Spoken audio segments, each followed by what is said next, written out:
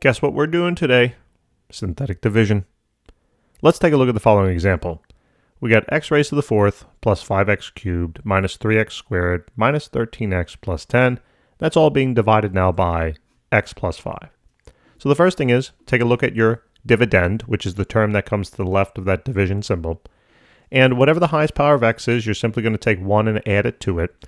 And when you do this, 4 plus 1 in this problem is going to be 5. That's going to tell you the number of columns you're going to have here inside of your synthetic division table. Okay? Then what you have to do is you have to make sure that you do have indeed 5 terms here in your polynomial function, which we do. If you didn't have a term, let's say this one was missing, if you might notice there's a certain pattern, x to the fourth, x cubed, x squared, x, and constant, you need this decreasing pattern. So if this term wasn't here, you went from x to the fourth, x cubed, and then you jumped somehow to x, you'd have to add back in that term. But you can't add like an actual value. You have to add 0. So how do you do that? Well, you would add 0x squared, because 0 times anything is going to be 0, and adding 0 to something means you didn't add anything. So therefore, what this does is it allows you to find the coefficient of your x squared term. So basically, in other words, if any terms are missing, the coefficients are going to be 0. Now, just in case the problem changes on you, okay? I don't like to teach it just like, here's the example, how do you do this exact example? I want to teach, yes, this is this example, but what, blah, blah, blah, blah, blah, blah, blah, blah, but what happens if the problem changes, right? I don't want you to be up the creek without the paddle. I want to give you the paddle. Actually, I want to give you the engine, right? I want to get, you ever hear one of those boat engines, by the way? I remember I was on a cruise one time, and this is going back, maybe, I don't know, 10, 15 years. It was leaving out of Fort Lauderdale, and there was this, like, I guess it's called a cigarette boat. I think that's what my dad said. I don't really know why it's called a cigarette boat. I think it is. Who knows? I might even be making that up now. And I just remember, like, this guy leaving the dock, and it was like, holy heck. It was so freaking loud, but it sounded so nice, huh? You know what I mean? Something about an engine just, like, literally blowing your tympanic membrane out. There's just something attractive about that. I don't know what it is. But anyway, getting back to the problem. So we do have 5 terms, and what you're going to do is you're going to plug in those coefficients here in the top row of your table. Okay?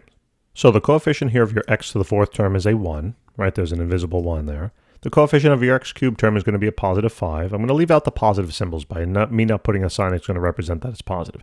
The coefficient here of your x squared term is going to be a negative 3. Okay, the coefficient of the x term is a negative 13. And then your constant is going to be a 10. Cool. Now what you're going to do then, and basically our work with the dividend is done, and now we got to move to our divisor. Fun. So take your divisor, whatever it is. I don't care what it is, as long as it's a linear function, by the way. If this is squared, guess what? This whole technique goes out the window, and that's a whole different video. Okay? But I almost guarantee you won't see that. I mean, if you're in pre-calculus, I doubt it. Yeah, anyway, if you are, well, I'll make another video for you, okay? Because it's a totally different thing. Back to business. Take your divisor. What's it called? Divisor. Take your divisor, set it equal to 0. And what you're going to do is you're going to solve this thing for x. And what this will do is this will now tell you the value that you're going to have to plug in here to the outside of your synthetic division table. In other words, it's going to be a negative 5. Okay? Now that you have the top row filled out, it's very simple from here. You're going to follow a simple series of steps. Take your first coefficient value, whatever it is, and just drop it straight down. That's why we have a red box here. There's nothing going to go in it. Okay? Then you're going to take this value down here and multiply it by the value on the outside. So 1 times negative 5 is going to be a negative 5. And whatever that result is, you're going to plug into this adjacent cell. Okay, the one right next to it. Then simply add this column up. So when you add that column together, you get a 0. Great. Repeat the process. Take this value now, multiply it by the outside value. 0 times negative 5 is going to be a 0. Plug it into the next adjacent cell. Add the terms up in that column now, and that's a negative 3. Wunderbar. Now take the negative 3, multiply it by that outside term of negative 5, and you're going to get a positive 15. Then what you're going to do is simply add this column on up. Positive 15, negative 13 is going to be a positive 2. I was trying to think of another... how do you say great in Italian? Great. There you go. Sounds good enough. And you're going to take this 2, and then you're going to multiply it by that outside term of negative 5, and that's going to be now a negative 10, and you're going to add this column on up, and that's going to be a 0. This is not guaranteed to come out to be 0. It's nice when it does, but it's not guaranteed, okay? It could be any value down here, so don't worry about that. Now you have to keep in mind what these values represent. This is your remainder, this is your constant term, this is the coefficient of your x term, this is the coefficient of your x squared term, this is the coefficient of your x cubed term, and dot, dot, dot, dot, dot, dot, dot, however many columns you have in your table. Your remainder is always going to be the first value, constant is always the second, and then you're going to have this pattern repeating all the way out, you know, however many columns you have. Hopefully you don't go out more than like x cubed here, because why, right? I mean, why? It's just the same process over and over again. If you did it 5 times, you're going to know how to do it 6 times or 7, right? Anyway, where am I? What am I doing? Oh, right. Yes. Okay. So now what I need to do is before we kind of write our quotient out, you have to go back and take a look at your dividend. No, divisor? Which one is this? Divisor. Divisor. You're going to have to look at your divisor. And isn't this great? I love these terms, by the way. They couldn't come up with better words, you know? You're going to take a look at your divisor, and you're going to locate the coefficient of your x term. Now, whatever that is, in this case, it's a 1. So you'll see why we really can kind of, quote-unquote, skip this step, but I don't want you to skip it in case the problem changes.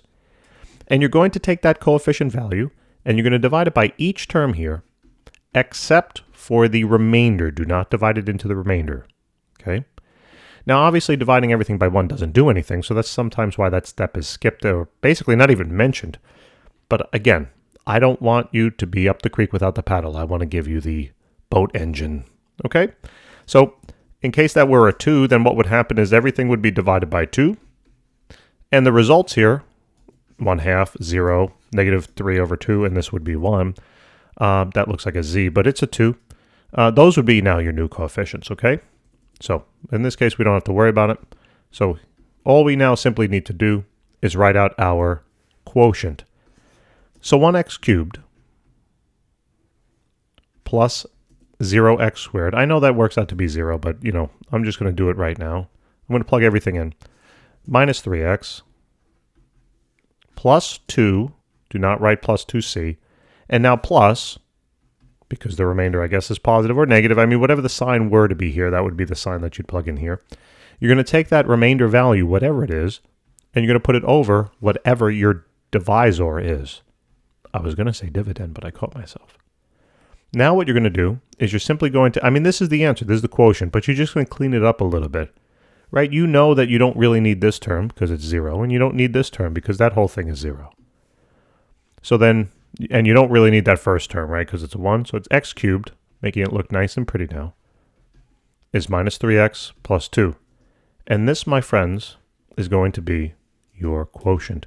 In other words, when you take this polynomial function and you divide it by this polynomial, this function, it's a polynomial basically, you get this polynomial, okay? All polynomials, there's polynomials all over the place. It's like a polynomial party. Polynomial party, polynomial party, polynomial party. I can actually say that pretty fast. It's probably not a challenging one. I'd actually call on my sister to say that fast. I want to see if she can. Anyway, guys, thanks for tuning in. I really do appreciate it. If you can help us out, like and subscribe, that'd be awesome. If not, if you don't want to like and subscribe, could you just maybe help us spread the word, tell your classmates? Maybe they might find it helpful if you have a friend in the class, right? Help them out. That'd be awesome. Hey, and if you don't have any friends, maybe share our channel with them and you'll become friends. That's a cool idea.